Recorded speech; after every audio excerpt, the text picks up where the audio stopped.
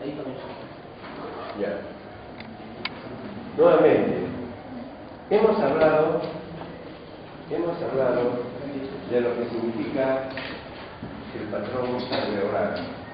El patrón alveolar tiene algunas características que le estamos dando a poquitos para que no le dé instrucción nada. El patrón alveolar tiene algunas variantes y hemos dicho que el patrón alveolar tiene que ver mucho con neumonías, ¿cierto? Pero hay lo que se llama neumonías gravitacionales, los americanos se llaman neumonía gravitacional y los latinos se llaman neumonía por aspiración. Cualquiera de los dos términos son iguales. Pero ¿qué implica el uno y el otro? La neumonía gravitacional significa la ingesta o la llegada de material extraño a los pulmones y que se localiza en cualquiera de sus segmentos sonóricos. Y que todo depende de cómo se administra. Yo les dije en la clase anterior que si una persona, un borrachito por ejemplo, vomita parado y se aspira, todo se va a ir hacia las masas, ¿no? Por gravedad se va a ir hacia el plano inclinado, ¿no? De bronquio. Pero si el paciente está echado, ¿hacia dónde se va? Hacia las masas. Entonces, eso es importante para que sepan que el mecanismo influye mucho en cómo se produce el cuadro clínico. Recuerden que el proceso aspirativo tiene que ver mucho con dos cosas. Primero, de que el contenido siempre esté infectado. ¿Por qué? Porque viene de aparato respiratorio superior. Pero los rojanes nadie lo tiene estéril, ¿no? Todos tienen ¿qué? Gérmenes en los rojanes. ¿Estamos de acuerdo? Entonces, eso es jalado hacia los lóbulos inferiores y los infecta. Y por otro lado, independientemente de etiología, si son alimentos y estamos jalando gérmenes, ¿qué va a pasar con los alimentos? Se contaminan y entra en el proceso de la reproducción bacteriana y es lo que hace el cuadro de neumonía. ¿Ya? Pero otro aspecto, entonces, eso es importante, porque hay un tercer elemento que es el peor, de que el jugo gástrico la neumonía química es muy mal tolerada por las personas. Entonces, cualquiera de los dos mecanismos es fatal para una persona que tiene eso. Que recuerden que son neumonías que son fácilmente evolutivas. Si es que no han tenido una aspiración inmediata, una broncoscopía en la aspiración, se han muerto los dos. Pero también depende de la magnitud, ¿no? No es lo mismo que pase en gotas a que pase todo 10 centímetros o 30 centímetros que se así. Ese es uno. Dos, deben tener cuidado con todo paciente que tiene inmunosupresión. Llámese, hablamos de inmunosupresión del paciente que tiene VIH, del paciente con cáncer, ¿no? Del paciente que recibe algún tratamiento de enfermedades reumáticas, de todos ellos, ¿no? O paciente que tiene una virosis y que desarrolla una neumonía que es galopante. Generalmente debemos de diferenciar dos tipos de neumonías, las no nosocomiales y las nosocomiales. Las no nosocomiales son aquellas que se adquieren fuera del hospital. Y las nosocomiales son las que se producen o se complican dentro del hospital. ¿En qué caso se complica uno dentro de un hospital? Una neumonía por neumococo es una calle que hospitaliza al paciente y el paciente es un paciente anciano que respira mal. Entonces, le van a hacer una aspiración y ahí están metiendo gérmenes. ¿Entienden? Gérmenes es tracto respiratorio por el ambiente. Entonces, ¿qué sucede si el endoscopio que le van a hacer no está bien esterilizado? Le están metiendo Escherichia coli o le están metiendo Staphylococcus. ¿Está bien? Entonces, el mero hecho de pasar un endoscopio ya le estamos sembrando adentro la neumonía que era bacteriana, la estamos transformando en una neumonía nosocomial, con otros gérmenes que ya complican la cosa. Lo mismo pacientes que tienen traqueotomías. Habrán visto ustedes que se meten a través de bajándose de traqueotomía, le meten sonda para aspirar. Esa sonda para aspirar ya está complicando todo. ¿Está bien? Entonces tienen que tener mucho cuidado con eso. Por eso que la mortalidad es alta con esos pacientes, sobre todo con pacientes ancianos. ¿Qué otras variantes tenemos? La neumonía por estafilococo tiene dos variantes, la del niño y la del adulto. La neumonía del niño se caracteriza porque es rápidamente progresiva. Segundo, porque comienza como una neumonía común y corriente y que en poco tiempo se asocia con dos factores. Uno que desarrolla calidades que se llaman neumatoceles y otra es que se produce derrame pleural de una magnitud grande.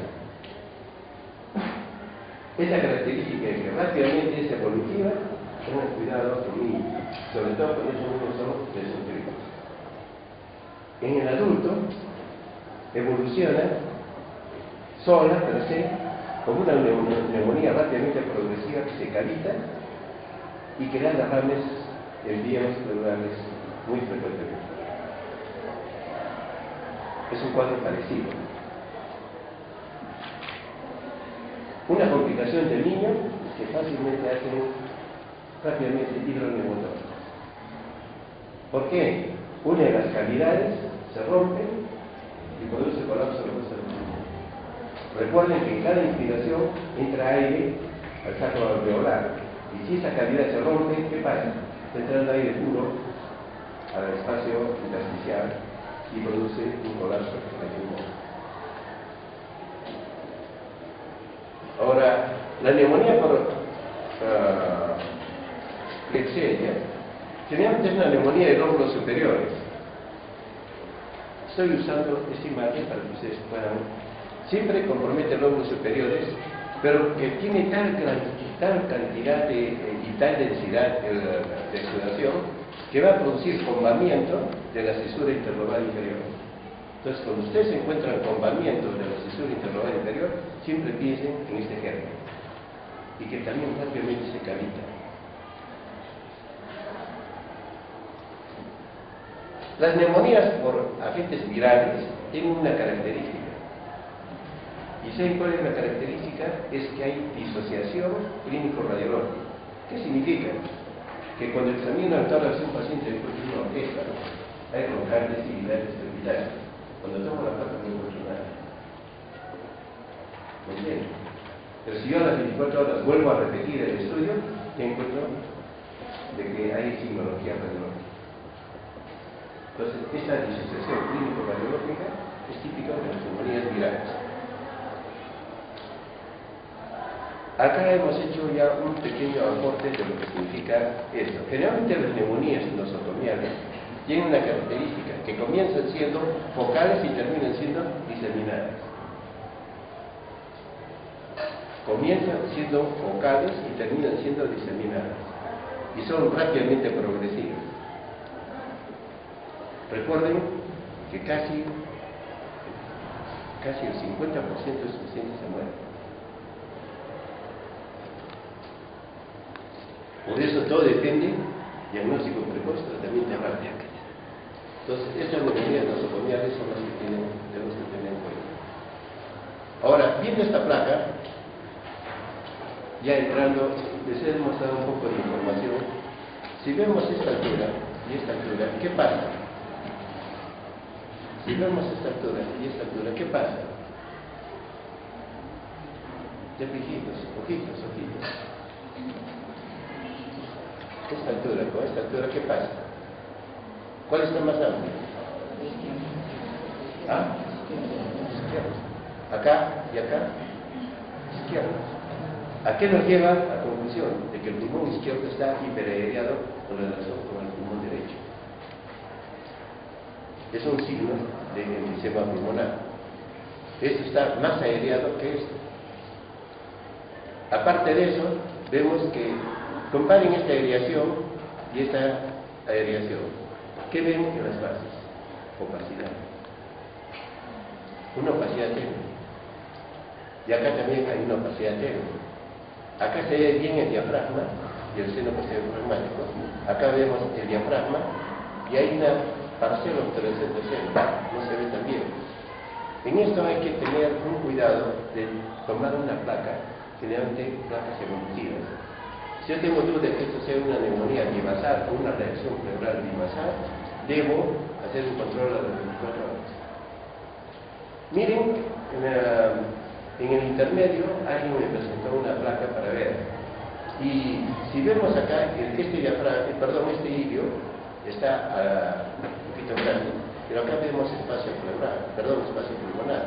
Este ilio lo vemos que es un poco grandecito, pero no hay espacio pulmonar por debajo.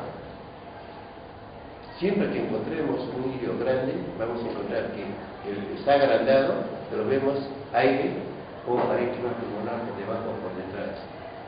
Y esos son los signos de agrandamiento iliar.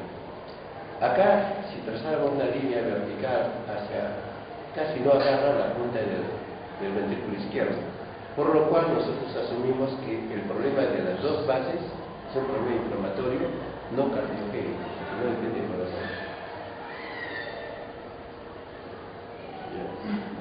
Entonces nos quedamos que acá hay un proceso alveolar bivasal. La siguiente. Acá encontramos ya una lesión mayor. Miren el vértice, el ápice está hiperaireado, y todos los 2 tercios inferiores están opacos. Acá el lóbulo superior izquierdo está opaco, rayolúcido, y todos los 2 tercios inferiores están opacos. Aparte de eso, esta imagen, si esta imagen estuviera acá, diríamos que esto es corte de vaso. Esta es una imagen nodular. Es una imagen nodular, rayopaca. Y en el basal posterior y en el basal lateral encontramos una opacidad triangular, que acá vemos es un proceso alveolar. En conclusión, en el lado derecho tenemos un proceso alveolar difuso, pero que se localiza segmentariamente más a término del basal posterior y basal lateral derechos, y que parcialmente está formando el borde de la silueta cardíaca, lo que significa que esto es un ¿qué? Signo de la silueta. Esto es signo de la silueta. En el campo pulmonar izquierdo tenemos una opacidad más definida, con una imagen rayolúcida en su interior. Esta imagen rayolúcida en su interior, esto sería compatible con una imagen cavitaria. Una imagen cavitaria.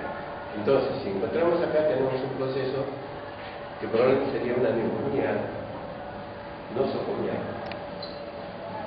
que está yendo a una complicación que se llama la cavitación.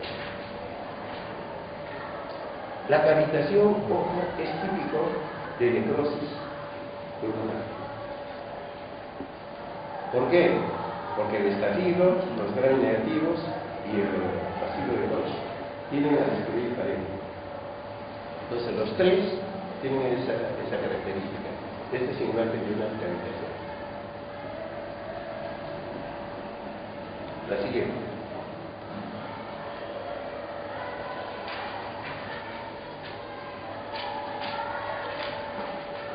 Yo voy a hablar en 5 y después cada uno de ustedes va a sacar los siguientes y va a sacar un nombre de papel donde pone su nombre y pone lo que está mirando. ¿Está bien?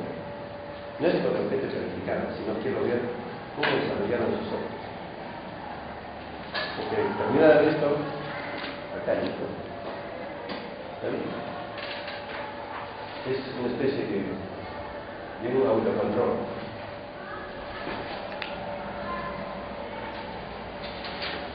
Y creo que mejor lo hacemos de una vez. Vean esta placa, cada uno en un papelito. Pone la placa y mira qué es lo patológico. ¿Y qué patrón está viendo?